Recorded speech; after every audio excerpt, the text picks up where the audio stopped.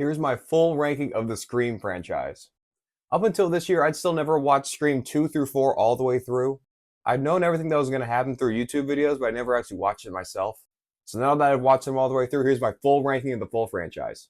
One of the best things about the Scream franchise is the fact that so many people can have a different ranking of all these different movies. So if you have a different ranking than me, let me know. I want to hear what your rankings are in the comments. In dead last, I have the most recent addition to this franchise, Scream 6. This film had some good moments, but it clearly just has the worst twist villain at the end. And I also simply haven't watched it in a while, so I may just need to rewatch it, but I still don't see it not being in dead last here. Now, up next in the list, I have Scream 3 and Scream 2. These films are still very good, but I'm going to get up in my soapbox here a little bit and say that they really disrespected my boy Randy by killing him off way too early in Scream 2. I believe he's someone who should have been a legacy character, and then even in the beginning of Scream 2, they have him say that this is going to be the one where the nerd gets the girl, and then they end up killing him off way too quick. They just have that line that ends up going nowhere. I think, me personally, I would have rather them see them explore that more between Randy and Sydney than have to see the constant butting heads of Gale and Dewey every single movie. And that was another thing that was kind of annoying about Scream 2 and Scream 3. Dewey and Gale would always end the film on a high note, and then to start the very next one hating each other. That just started getting pretty old once we got to the third one. But these two movies are very good still. I think they go along with, following the rules of the sequels and the trilogy really well. And I think Scream 2 has one of the stronger reveals, having that woman reporter end up being Billy's mom. I think that's very strong. Even though it doesn't make sense that that woman ended up being Ghostface at some points, it still was a very good reveal. And now moving along into the top three, I have Scream 5 from 2022. I don't know if this is a hot take having Scream 5 so high, but I think this movie was freaking awesome. The Legacy sequel can be pretty annoying at times, but I think they handled this one as well as they really could have. The Scream franchise still is a parody at heart, so it still had its moments where it was parodying horror movies and Legacy sequels. But again, I think they handled it really well. I think the old cast and the new cast meshed very well together.